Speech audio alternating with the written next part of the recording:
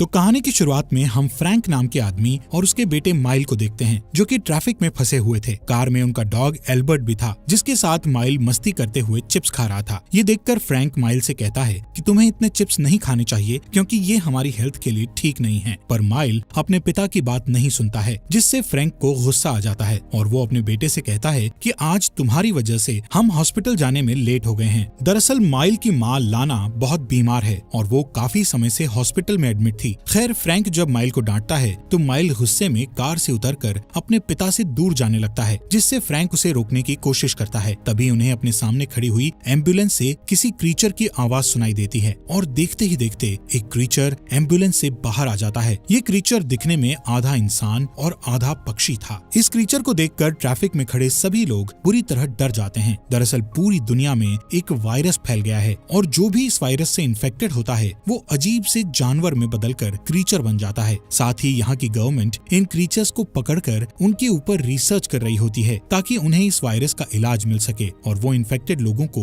दोबारा इंसान में बदल सकें। उस पक्षी जैसे दिखने वाले क्रीचर को पकड़ने के लिए एम्बुलेंस से दो लोग बाहर आते हैं और उस क्रीचर को पकड़ने लगते हैं, लेकिन वो क्रीचर उन्हें बुरी तरह पीट कर वहाँ से भाग जाता है। जिसके बाद फ्रैंक और माइल भी जल्दी से अपनी कार में बैठकर हॉस्पिटल की ओर निकल जाते हैं, जहाँ हम एक और क्रीचर को देखते हैं जो कि एक छोटा बच्चा था और उसका मुंह छिपकली की तरह दिखता था, यानी कि ये छोटा बच्चा भी उसी वायरस से इन्फेक्टेड हो गया था। खैर, अब फ्रैंक और माइल डॉक्टर से मिलते हैं, जहाँ डॉक्टर उन्हें बताती है कि लाना की तबीयत में पहले से सुधार है, लेकिन अभी भी तुम उसे घर नहीं ले जा सकते, क्योंकि लाना को इलाज के लिए दूसरे शहर में भेजा जा रहा है। इसके बाद फ्रैंक और माइल लाना से मिलने जाते हैं, जहाँ हमें पता चलता है कि लाना भी उस वायरस से इन्फेक्टेड हो गई है, जिसके कारण वो भी जानवर में बदल गई है। अब क्योंकि डॉक्टर लाना को दूसरे शहर के हॉस्पिटल में भेजने वाले थे, इसलिए फ्रैंक और माइल भी उस शहर में शिफ्ट होने का सोचते हैं। कुछ दिनों बाद फ्रैंक अपने बेटे के साथ उस शहर में शिफ्ट होने के लिए चला जाता है, जहां लाना को शिफ्ट किया जा रहा था। इस नए शहर में फ्रैंक रेंट पर एक घर लेता है और पास ही के एक रेस्टोरेंट में शेफ की नौकरी करने लगता है। साथ ही माइल का इस शहर के स्कूल में एडमिशन हो जाता है। अब माइल अपने नए स्कूल में जाता है और अपनी क्लास के स्टूडेंट्स को अपना नाम बताता है। इसी क्लास में नीना नाम की एक लड़की थी, जो कि माइल से सवाल पूछते हुए उसके पेरेंट्स के बारे में पूछती है, जिस पर माइल कहता है कि मेरे पिता शेफ हैं और मेरी माँ की एक एक्सीडेंट में मौत हो गई है। दरअसल माइल नहीं चाहता था कि किसी को भी उसकी माँ के बारे में पता चले, इसलिए वो नीना से झूठ बोलता है। खैर, यहाँ नीना माइल को बताती है कि मुझे ADHD नाम की बीमारी है और इस बीमारी के कारण मुझे सब कुछ जानने का मन करता है। इस वजह से मैं लोगों से कई सवाल पूछती हूँ, इसलिए तुम मेरी बातों का बुरा मत मानना। नीना की बातें सुनकर माइल को नीना पसंद आ जाती है। अब स्कूल खत्म होने के बाद माइल रेस्टोरेंट में जाता है, जहाँ उसके पिता काम किया करते हैं। यहाँ फ्रैंक माइल को अपने रेस्टोरेंट के मालिक से मिलाता है, जो कि एक कपल नाइमा और जैक हैं।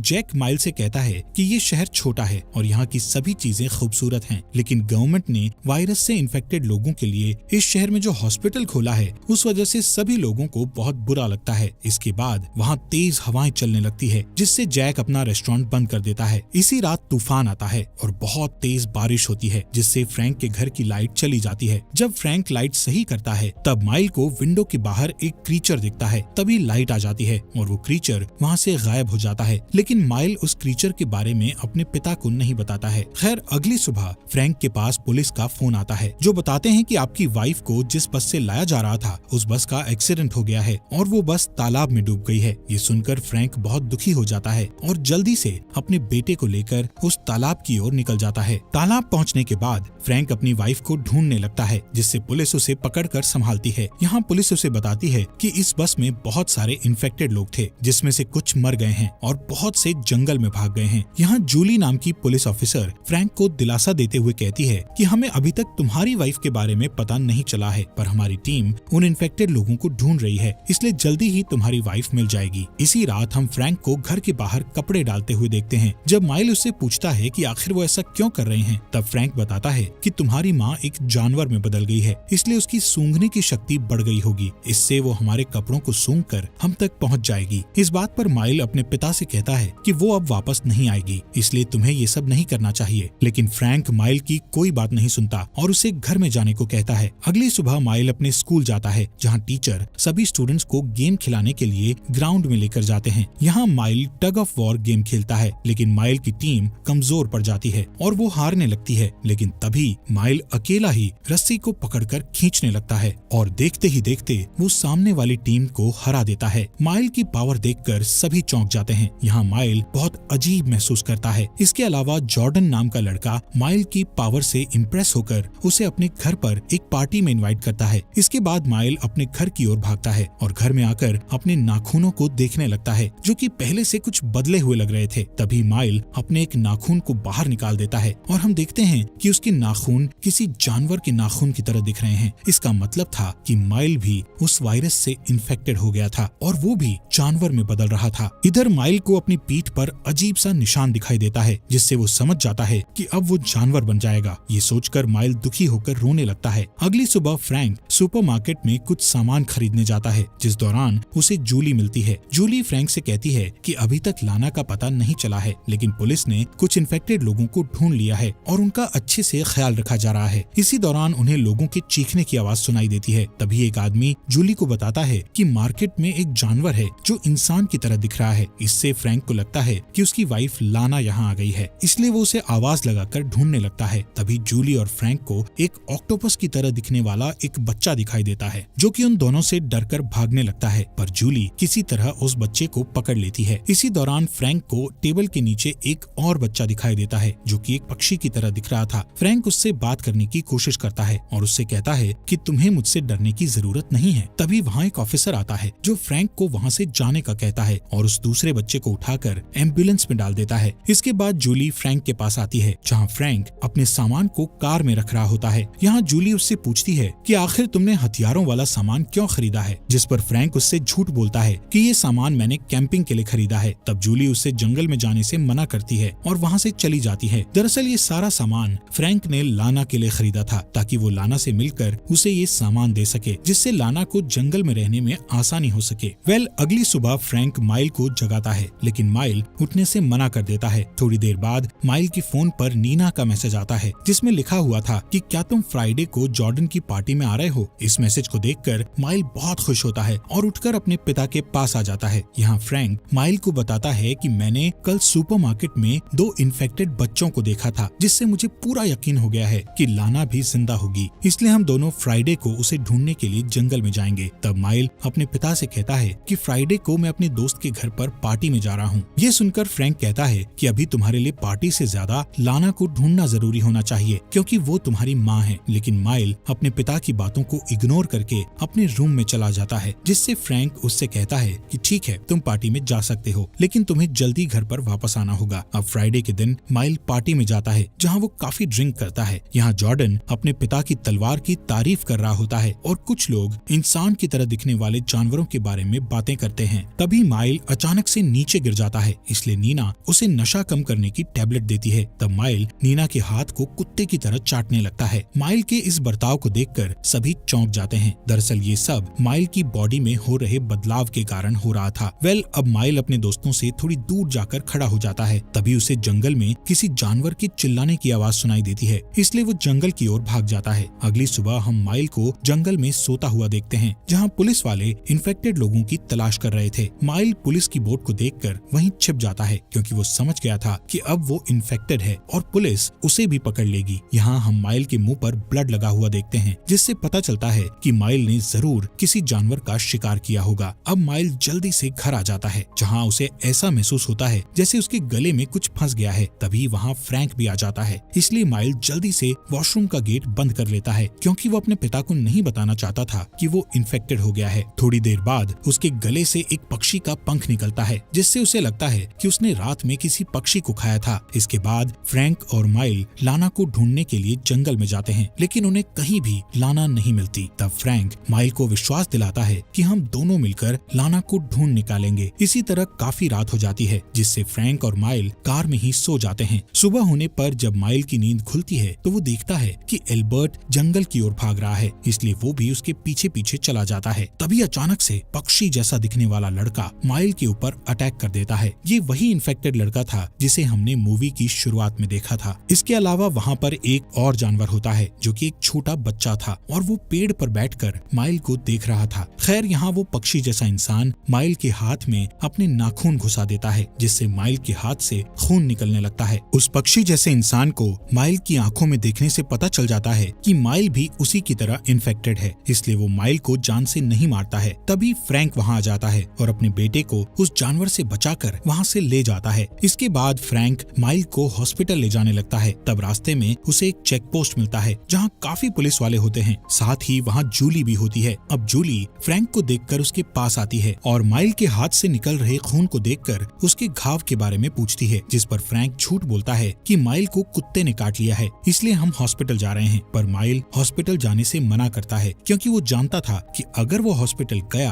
तो डॉक्टर्स को उसके इन्फेक्शन के बारे में पता चल जाएगा। अब क्योंकि माइल हॉस्पिटल जाना नहीं चाहता था, इसलिए जूली उसके घाव की मलहम पट्टी करवाने के लिए उसे पुलिस स्टेशन ले जाती है। यहाँ जूली फ्रैंक से कहती है कि तुम्हें किसी भी तरह की मदद चाहिए तो मुझे जरूर बताना। इसके बाद फ्रैंक और माइल अपने घर आ जाते हैं, जहाँ माइल अपने घाव पर लगे कुछ टांके हटा देता है और अपने खून को चाटने लगता है। अगले दिन जब माइल अपनी लैब क्लास में होता है, तब वो नीना के लॉकेट में वही पंख देखता है जैसा कि उसके गले से निकला था। इसलिए माइल नीना के लॉकेट को पकड़कर उस पंख के बारे में पूछने लगता है, जिस पर नीना गुस्से में उससे कहती है कि तुम्हें किसी को भी छूने से पहले उससे पूछना चाहिए। इसके बाद सभी अपनी पढ़ाई करने लगते हैं, पर माइल पढ़ाई में ध्यान नहीं लगा पाता है क्योंकि उसका ध्यान लैब में रखे चूहों की आवाजों से भटक रहा था। इसलिए माइल उन चूहों पर चिल्लाने लगता है। माइल का ये बर्ताव देखकर सभी स्टूडेंट्स चौंक जाते हैं। खैर, स्कूल खत्म होने के बाद हम देखते हैं कि माइल के शरीर में हो रहे बदलाव के कारण वो साइकिल नहीं चला पाता, वो साइकिल से नीचे गिर जाता है। तब नीना उसे अपने साथ पैदल चलने को कहती है। यहाँ माइल नीना से माफी मांगते हुए कहता है कि मुझे पार्टी वाले दिन तुम्हारा हाथ चाटकर तुम्हारी इंसल्ट नहीं करनी चाहिए थी। ये सुनकर नीना उसे माफ कर देती है और उसे अपने घर पर इनवाइट करती है। घर आकर नीना अपने फ्रिज से एक मरा हुआ पक्षी निकालती है और माइल को बताती है कि पार्टी के बाद मुझे ये पक्षी मेरे गेट पर मिला था और मैंने इसी के पंख को अपने लॉकेट पर लगाया था। तब माइल को एहसास होता है कि उसने पार्टी वाली रात इस पक्षी को पकड़कर नीना के घर के बाहर छोड़ दिया था। असल में माइल नीना को पसंद करता है, इसलिए उसने ये पक्षी नीना को गिफ्ट किया था।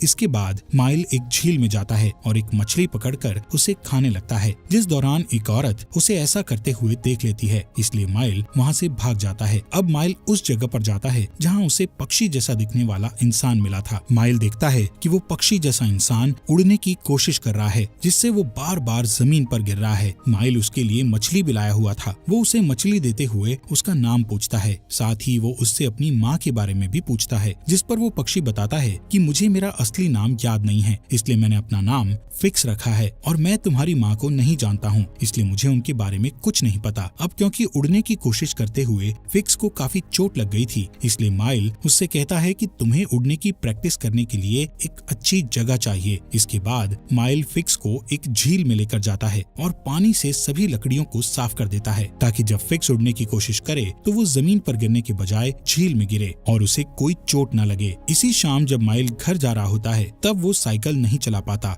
और वहीं गिर जाता है, इसलिए वो साइकिल को जंगल में छोड़कर घर आ जाता है। इसी दौरान हम फ्रैंक को काम करते हुए देखते हैं। जब वो कचरा फेंकने के लिए पीछे जाता है तो उसे कुछ अजीब सी आवाजें सुनाई देती है। उसे लगता है कि शायद वहाँ लाना है, इसलिए वो लाना को आवाज लगाते हुए आगे बढ़ने लगता है, पर अचानक एक दूसरा क्रीचर उस पर हमला कर देता है। ये क्रीचर जंजीरों से बंधा हुआ था और फ्रैंक को मारने ही वाला होता है कि तभी वहाँ नाइमा आ जाती है और फ्रैंक को उस क्रीचर से बचा लेती है। यहाँ नाइमा उस क्रीचर को शांत होने का कहती है, जिससे वो क्रीचर शांत हो जाता है, पर जंजीरों से उसे बहुत दिक्कत हो रही थी, इसलिए वो रेस्टोरेंट के बाहर भाग जाता है, जिससे रेस्टोरेंट में आए सभी कस्टमर बुरी तरह डर जाते हैं। फ्रैंक को अभी भी लग रहा था कि लाना उसके आसपास है, इसलिए वो जंगल की ओर जाता है, जहाँ वो भालू की तरह दिखने वाले एक इंसान को देखता है और ये इंसान कोई और नहीं बल्कि लाना थी, जो कि पूरी तरह जानवर में बदल चुकी थी।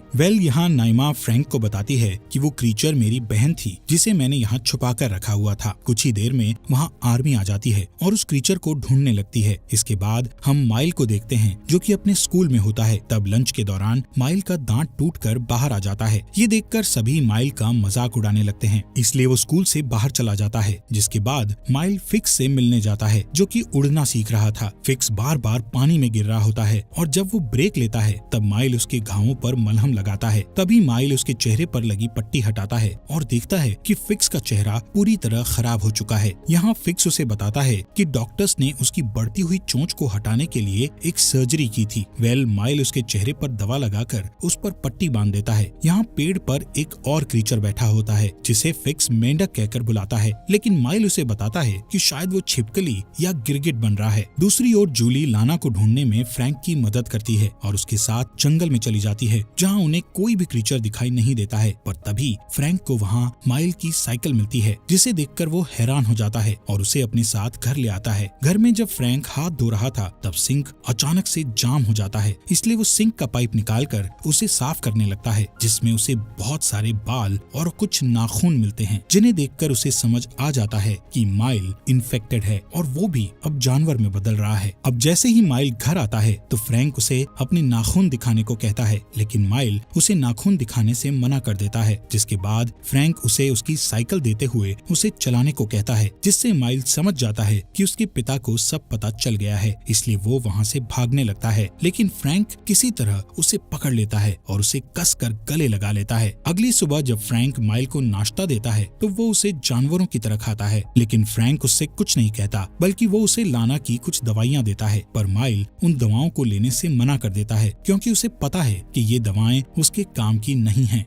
स्कूल जाने से पहले फ्रैंक माइल के दांत चेक करता है, जो कि बहुत नुकीले हो रहे थे। फ्रैंक उसे डेली नाखून काटने को कहता है, ताकि किसी को भी उसके इन्फेक्टेड होने के बारे में पता न चले। साथ ही वो माइल के कानों में रुई डाल देता है, ताकि उसे शोर सुनाई ना दे। इसके अलावा वो माइल को अपनी बॉडी से बाल हटाने की क्रीम के बारे में भी बताता है। इसके बाद जूली घर में आती है और फ्रैंक को लेकर लाना की तलाश में निकल जाती है। यहाँ माइल घर के बाहर टहलते हुए नीना से फोन पर बात करता है। वो नीना को चिल्लाने को कहता है और फोन को कान से दूर कर देता है। जब नीना चिल्लाती है तो माइल को नीना की आवाज साफ साफ सुनाई देती है, जिससे माइल समझ जाता है कि वो कुछ किलोमीटर दूर की आवाज को भी बड़ी आसानी से सुन सकता है। अब अगले दिन माइल फिक्स से मिलने जाता है, जहाँ उसे पता चलता है कि अब फिक्स इंसानों की तरह बात नहीं कर सकता है और अब वो सिर्फ पक्षियों की आवाजें निकाल सकता है। ये सुनकर माइल उसे गले लगाता है, जिसके बाद फिक्स एक बहुत बड़े पेड़ पर चढ़ जाता है और वहाँ से नीचे कूद जाता है, जिससे माइल को पता चलता है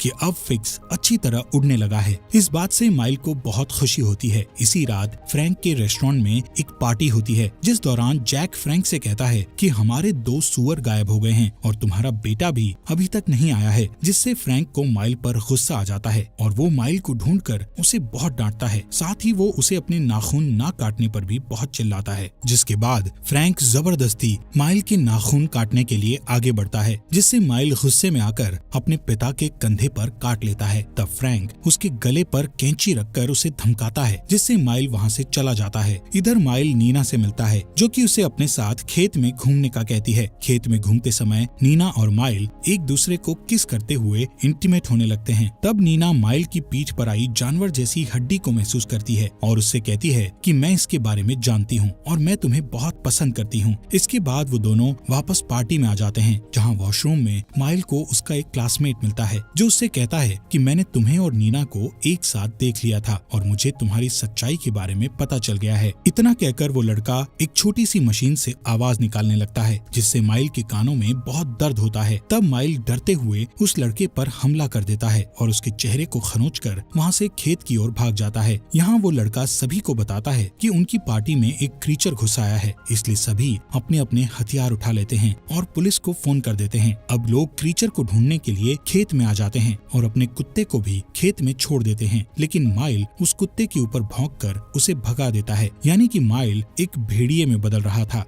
इसके बाद वो शिकारी लोग खेत में गोलियां चलाने लगते हैं, इसलिए माइल तेजी से वहाँ से भागने लगता है। यहाँ फ्रैंक को भी पता चल जाता है कि कुछ लोग माइल को मारने के लिए खेत में गए हैं, इसलिए वो उसे बचाने के लिए खेत की ओर भागता है, जिस दौरान फिक्स वहाँ आ जाता है और एक शिकारी आदमी को अपने पंजों से पकड़कर मार देता है। जिसके बाद माइल और फिक्स जंगल में आ जाते हैं, जहाँ एक शिकारी फिक्स को शूट करके मार डालता है। ये देखकर माइल पूरी तरह टूट जाता है और फिक्स के पास जाकर रोने लगता है। खैर कुछ ही समय बाद फ्रैंक और शिकारियों को फिक्स की बॉडी मिलती है, लेकिन किसी को माइल दिखाई नहीं देता है। अगले दिन आर्मी के ट्रक सभी क्रीचर्स को ढूंढने के लिए जंगल की ओर जाते हैं। यहाँ माइल जंगल में ही छिपा होता है और अपनी भूख मिटाने के लिए कुछ फ्रूट्स खाता है। शाम होने के बाद वो एक पेड़ पर चढ़ जाता है और भेड़िए की तरह आवाज निकालने लगता है। अगली सुबह माइल की नजर भालू के पंजों के निशान पर जाती है, इसलिए वो पंजों के निशान का पीछा करने लगता है। पर रात होते होते बहुत तेज बारिश होने लगती है, इसलिए माइल एक गुफा के अंदर जाकर छिप जाता है। थोड़ी देर बाद एक भालू उसके पास आता है, जिससे माइल डर जाता है। तभी उसे एहसास होता है कि ये उसकी माँ है जो भालू में बदल गई है। अब वो दोनों एक दूसरे के सिर को